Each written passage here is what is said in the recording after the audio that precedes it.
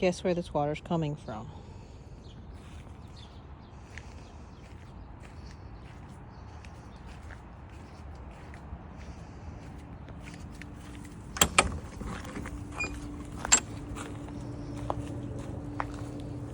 So here's the water I filtered. Dog water. These are supposed to be emergency safe and all that kind of stuff, so I feel like it should be able to do this.